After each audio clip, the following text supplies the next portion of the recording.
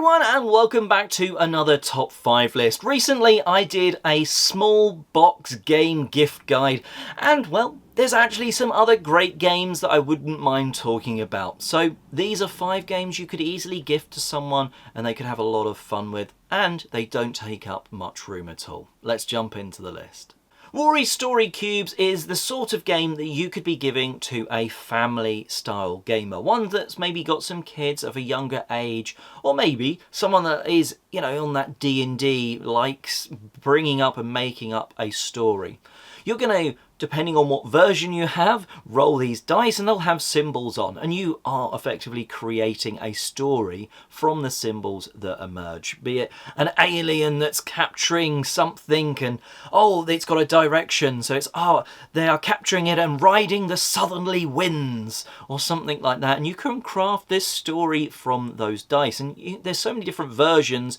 I think you can even mix and match, and I think there's like Batman and like IP ones, or there's also ones which are like more fantasy or sci-fi, that sort of stuff, and you can use those dice to create stories. It's a really small box of fun dice that can create a fun experience, and like I say, for families that could work really well. Another small box game which is cracking for families because it kind of levels the playing field is Ghost Blitz.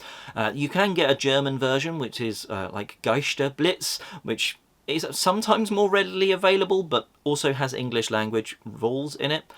Effectively what you're trying to do is when you flip a card over, it will show like some objects, but they might be in the wrong colour, which means you then have to work out what colour isn't there or what item's not there and grab that thing from the middle.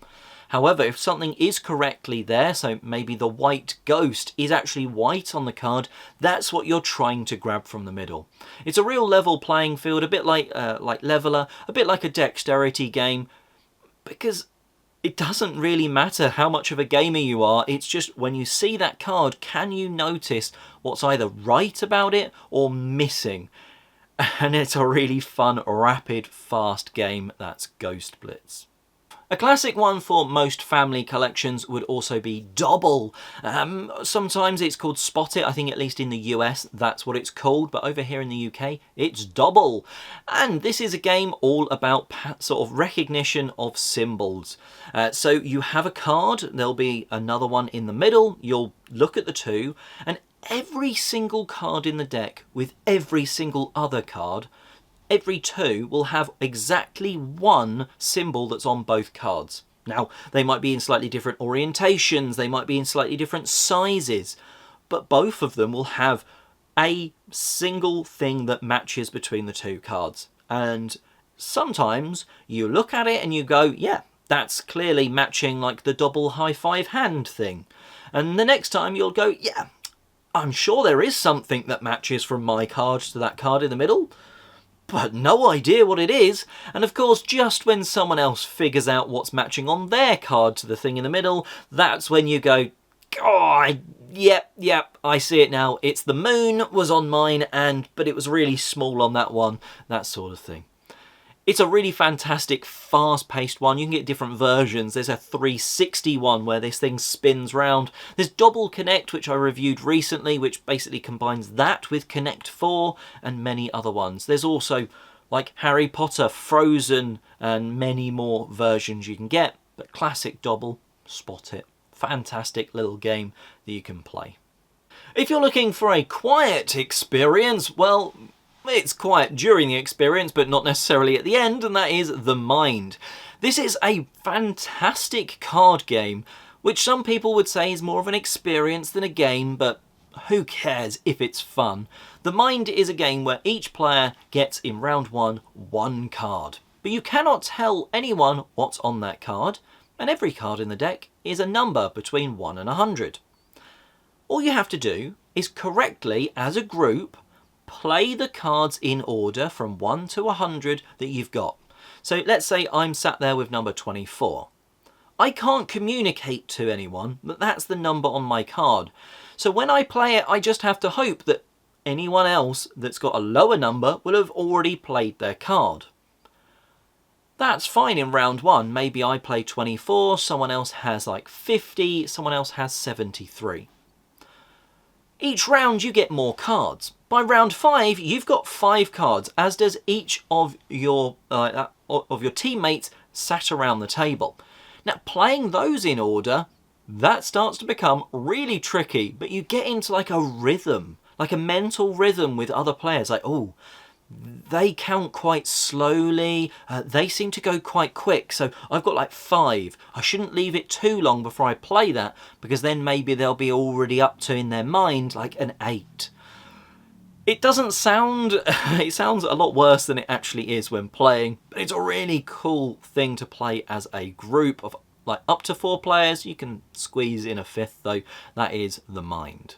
And the last one on the list today is probably it's the biggest, it's the most recent. It's still a fantastic game though, and it's also quite a sort of travel-friendly game in Seaside. This is a bit like Love Letter from my first list, which is a fantastic little card game. This is sort of a similar experience where you are pulling something from a bag, in this case, and having a choice between 2 things. Some of these things are blue in colour, and that means you're putting that token into the middle, but having another turn. However, some of them have white sides, and these are ways to score points. And when to do that, or stop pushing your luck, well, maybe I could get a few more crabs in the middle, sort of thing, before I play the thing that grabs all of the crabs. It's just a really cool push your luck style game where you're pulling tokens from these nice wooden circular tokens from a bag and having a choice. Often, am I scoring some points or am I going to go again? And each of these different things scores in slightly different ways, and you can sometimes be left a little screwed over as like, if I take this bird now, I'll lose my bird from earlier that scored me a load. And I just like that. It's a really fun little quirky experience that after your first couple of rounds really starts to click with people. And I think everyone I've played it with, even after sort of maybe a bit of trepidation going into the experience, came out of it having enjoyed it. And that is Seaside. So there you have it. There's 5 more fantastic little games that aren't going to break the bank that you could be gifting this holiday season. But let me know in the comment section below what game or experience, if that's what you want to refer to the Mind as, what game would you be gifting as a small box game? Let me know in the comment section below. And until next time, have a great day gaming and happy Christmas.